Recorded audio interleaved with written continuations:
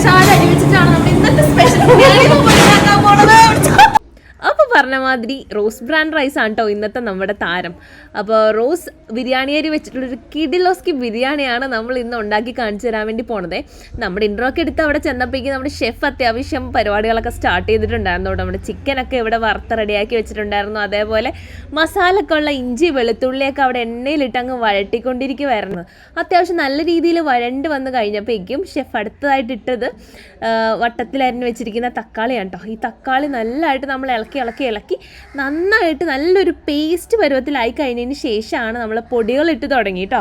അപ്പോൾ ഇവിടെ ഉപയോഗിച്ചിരിക്കുന്ന പൊടികളെന്ന് പറയുന്നത് ഗരം മസാല, മഞ്ഞൾപ്പൊടി, മല്ലിപ്പൊടി, പിന്നെ ചിക്കൻ മസാല, ഇത്രയും സംഭവങ്ങളാണ് കേട്ടോ ഇട്ടത്. അപ്പം ഇതിൻ്റെ ഇടയ്ക്ക് ഉപ്പിടണ കാര്യം ഓർത്തേക്കണം, ഒരുമിച്ചിടേണ്ട, നമ്മൾ ആവശ്യത്തിന് നോക്കിയൊക്കെയാണ് ഇവിടെ ഉപ്പിട്ടിരിക്കുന്നത് കേട്ടോ.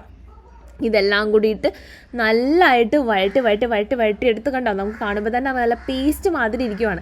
ഇതിലേക്ക് അടുത്തിടുന്ന സംഭവം എന്ന് പറയുന്നത് നേരത്തെ കുറച്ച് എണ്ണയിൽ വഴട്ടി വെച്ചിരിക്കുന്ന കുറച്ച് പച്ചമുളകും പിന്നെ സവാളയാണ് അതിൽ കൂടുതലായിട്ടുള്ളത്. നന്നായിട്ട് വഴണ്ടു, ഏതാണ് ഒരുപാട് മണിക്കൂറുകളെടുത്ത് വഴറ്റി വെച്ചിരുന്ന സവാളയായിരുന്നു, അതിട്ടു. കുറേ തന്നെ നമ്മുടെ മല്ലിച്ചീരയും അതേപോലെ പുതിനയിലേക്കിട്ട് പിന്നെയും ഇത് ഈ മസാല എല്ലാം കൂടെ നന്നായിട്ട് ഒരുപാട് നേരം വഴട്ടിയാണ് ഇത് ചെയ്തുകൊണ്ടിരിക്കുന്നത്. അതിനുശേഷം നമ്മളിട്ടത് നമ്മുടെ കശുവണ്ടിയുടെ പേസ്റ്റാണ് കേട്ടോ, കാഷ്യൂ പേസ്റ്റാണ് അതിൻ്റെ കൂടെ ഇട്ട് കൊടുത്തിരിക്കുന്നത്. അപ്പോൾ ഇപ്പോൾ ഇടുന്ന സംഭവം എന്ന് പറയുന്നത് നമ്മുടെ ചിക്കൻ്റെ സ്റ്റോക്കാണ്. അപ്പോൾ അതും ഇട്ട് പിന്നെ ഇടുന്നതെന്ന് വെച്ചാൽ നമ്മുടെ വൈറ്റ് പെപ്പർ പൊടിയാണ് നമ്മളിപ്പോൾ ഇടുന്നത്.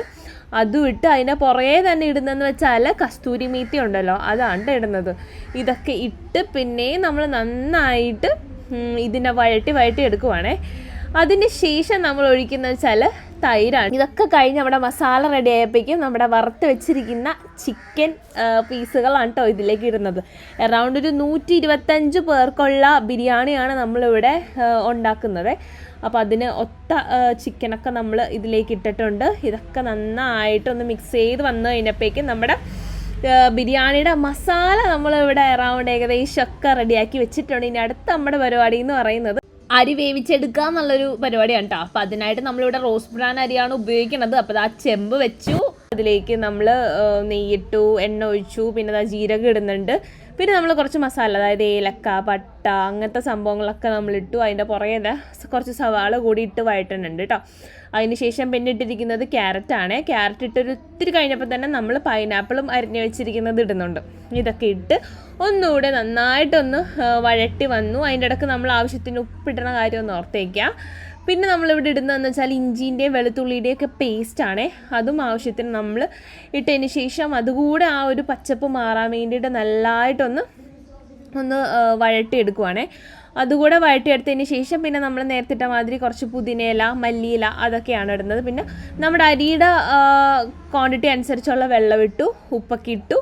എന്നിട്ട് ഇത് നന്നായിട്ടൊന്ന് തിളക്കാൻ വേണ്ടി വെയിറ്റ് ചെയ്യുവാണേ. പിന്നെ റോസ് വാട്ടറും പിന്നെ അതിൻ്റെ പുറകെ തന്നെ നമ്മൾ ഇടുന്നതെന്ന് വെച്ചാൽ പാലാണ് കേട്ടോ. ഈ പാലൊഴിക്കുന്നത് എന്തിനാണെന്ന് വെച്ചാൽ നല്ലൊരു ഒരു ടെക്സ്ചറും അതേപോലെ ഒരു കളറൊക്കെ കിട്ടാൻ വേണ്ടിയിട്ടാണ് നമ്മൾ പാലൊഴിക്കുന്നത്. ഇതൊക്കെ ഇട്ട് ഈ വെള്ളം നന്നായിട്ടൊന്ന് തിളച്ചങ്ങ് മറിഞ്ഞ് വന്ന് കഴിയുമ്പോഴാണ് നമ്മൾ നേരത്തെ കഴുകി ഒന്ന് കുറച്ച് നേരം കുതിർത്ത് വെച്ചിരിക്കുന്ന നമ്മുടെ റോസ് ബ്രാൻഡ് അരി നമ്മൾ ഇതിലേക്ക് ഇടുന്നത് കേട്ടോ.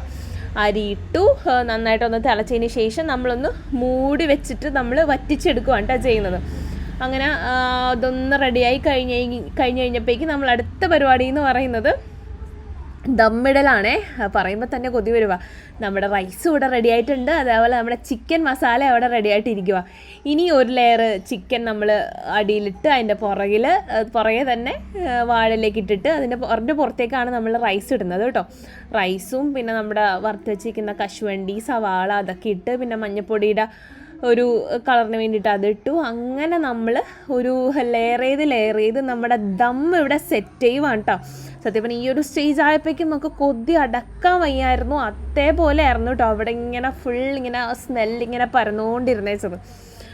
റോസ് ബ്രാൻ നമ്മൾ ചെറുതായിട്ട് ആ അരി ഒന്ന് ടേസ്റ്റ് ചെയ്തിട്ടുണ്ടായിരുന്നു കേട്ടോ ദമ്മിടുന്ന മുന്നേ. അടിപൊളിയായിരുന്നു, നല്ലൊരു എന്താ പറയുക, നല്ല ഫ്ലേവർ ഉണ്ടായിരുന്നു അരി.